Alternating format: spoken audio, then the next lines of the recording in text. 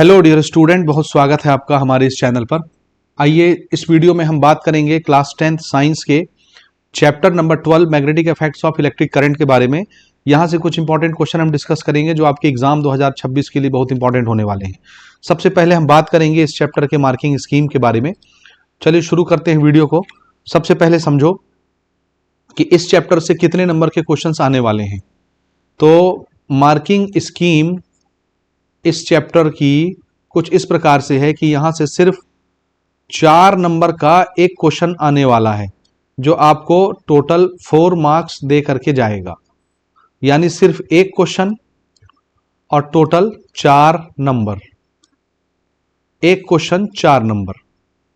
4 number का जो question होता है उसमें ऑप्शंस होता है और ऑप्शन में भी इसी चैप्टर का एक क्वेश्चन 4 नंबर का रहेगा, कोई दूसरा विकल्प नहीं है इस चैप्टर का। दूसरी मजे की चीज, यहां से कोई मल्टीपल चॉइस क्वेश्चन नहीं आएगा और ना ही कोई फिल इन द ब्लैंक्स आएगा। तो इस चैप्टर से ना तो कोई ऑब्जेक्टिव क्वेश्चन पढ़ना है ना कोई फिल इन द ब्लैंक्स पढ़ना है, सिर्फ 4 नंबर के क्वेश्चंस पढ़ने, वो भी 3 क्वेश्चन में सॉलिड एकदम बताता हूं जो आपके एग्जाम में आएंगे ही आएंगे। ठीक है, शुरू करें। तो मैं अब आपको लेके चलता हूं पीडीएफ में परीक्षा बोर्ड के और वहां से बताता हूं आपको क्या पढ़ना है और क्या नहीं पढ़ना है। शुरू करें जी। पहला तो ऑब्जेक्टिव छोड़ दो, भले 19 में दिखे चाहे 25 में दिखे, कोई फर्क नहीं पड़ता, नहीं पढ़ना ऑब्जेक्टिव इस चैप्टर से। 23 में दिख रहा है, नहीं पढ़ना भैया, नहीं आएगा, अपना फिल इन द ब्लैंक्स भी नहीं आएगा, घबराना नहीं। ठीक, तो यहां से फिलहाल अभी आपको कुछ भी नहीं पढ़ना है।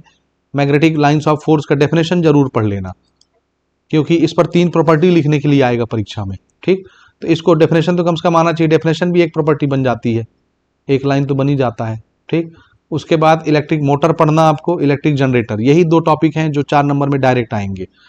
ठीक, उसके बाद जनरेटर का डेफिनेशन, मोटर का डेफिनेशन, दोनों अच्छे से पढ़ लो और ये पूरा लंबा चौड़ा टॉपिक प्रिपेयर करोगे 4 नंबर के लाइक। ठीक है, लंबे चौड़े टॉपिक प्रिपेयर करने 4 नंबर की लाइन, जनरेटर और मोटर दोनों ऑप्शन में आएंगे। दूसरा, ये प्रिंसिपल भी प्रिपेयर करो, क्योंकि आप जब टॉपिक प्रिपेयर करोगे तो सारी चीजें उसके अंदर ही रहेंगी। इलेक्ट्रिक जनरेटर का प्रिंसिपल क्या है और इलेक्ट्रिक मोटर का प्रिंसिपल क्या है, दोनों पढ़ना। अगला जो इंपॉर्टेंट क्वेश्चन यहां से पढ़ने लायक है वो ये है, इलेक्ट्रोमैग्नेटिक इंडक्शन। इसका डेफिनेशन पढ़ लेना, ये भी डायरेक्ट 4 नंबर के लिए पूछा जा सकता है। ठीक, और फिर ये सब नहीं पूछे जाएंगे, ये भी नहीं पूछा जाएगा।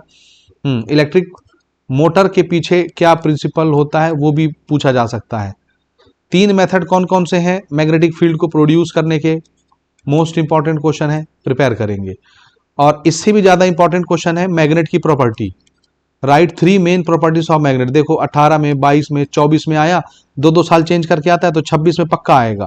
तो इसको भी एकदम सबसे ज्यादा इंपॉर्टेंस देते हुए पढ़ लेना, 4 नंबर के लिए पूछा जा सकता है। 3 मेन प्रॉपर्टी ऑफ मैग्नेट और 3 main property of magnetic field line, दोनों क्वेश्चन पढ़ना, दोनों ऑप्शन में आ सकते हैं। तो why do 2 magnetic lines of force never intersect each other, ये एक प्रॉपर्टी है मैग्नेटिक फील्ड लाइन की। तो जैसे आप मैग्नेट की प्रॉपर्टी प्रिपेयर करोगे 3, वैसे ही मैग्नेटिक फील्ड लाइंस की प्रॉपर्टी प्रिपेयर करोगे 3। ठीक है, दोनों क्वेश्चंस ऑप्शन में आ सकते हैं। अगला जो क्वेश्चन आपके 4 नंबर के लिए इंपॉर्टेंट है, जो मिक्स करके बनाया जा सकता है, वो ये है। यहां पढ़ेंगे फ्लेमिंग लेफ्ट हैंड रूल और साथ में फ्लेमिंग राइट हैंड रूल, दोनों प्रिपेयर करेंगे। ये भी बहुत ज्यादा इंपॉर्टेंट है 4 नंबर के लिए। Fleming left hand rule plus Fleming right hand rule दोनों पढ़ लीजिएगा।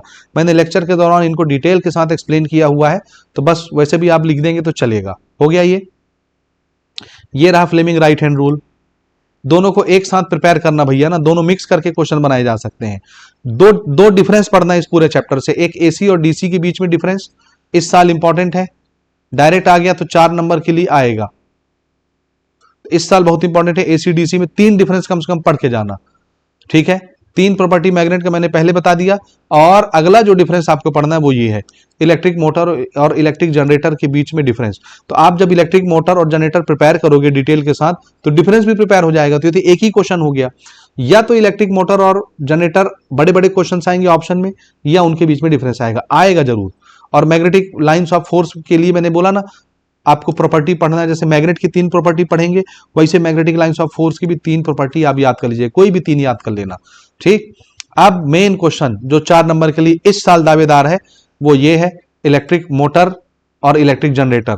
तो ऐसे ही पढ़ना है, प्रिंसिपल, लेवल डायग्राम, वर्किंग, बिल्कुल इसमें बहुत सुंदर लिखा हुआ है, आप पढ़ सकते हैं।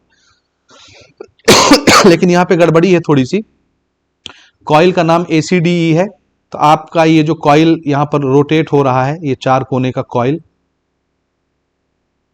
इसका नाम ऐसे रख लेना, यहाँ पर A, ये है C, ये है D और ये है E। ये PQRS लिखने के बजाय ऐसे लिख लेना ACDE, तो करेक्ट हो जाएगा। तो एक ये पढ़ लो भैया, डायग्राम, इसका वर्किंग, इसका प्रिंसिपल, और इसके साथ ऑप्शन में आएगा जनरेटर। ये दोनों का डायग्राम एक जैसा, मैंने क्लास लेक्चर में जैसा डायग्राम बनाया है, जो थ्योरी बताई है वैसा पढ़ लोगे ज़्यादा बढ़िया रहेगा। ये डायग्राम उतना अच्छा नहीं है, तो ये भी पढ़ो, दोनों क्वेश्चन ऑप्शन में रहेंगे। इसके अलावा यहाँ से और कोई क्वेश्चन आपके परीक्षा में आने योग्य नहीं है, ठीक है। इतने क्वेश्चन आपको पढ़ना है, इससे ज़्यादा नहीं पढ़ना है। तो आई होप अगर आप मेरे बताए हुए इतने क्वेश्चंस प्रिपेयर कर लेते हैं तो कहीं भटकने की जरूरत नहीं है, आपका जो भी टोटल नंबर है यहाँ से 4 नंबर वो सिक्योर हो जाएगा, ठीक है। उम्मीद करता हूँ कि आप मेरी बातों को समझ गए होंगे, उनको सीरियस लेके पढ़ेंगे और अच्छे नंबर परीक्षा में लेकर के निकलेंगे। तो wish you all the best, मिलते हैं अपन अगले लेक्चर में अगले इंपॉर्टेंट क्वेश्चंस के अपडेट के साथ, ठीक हो गया जी।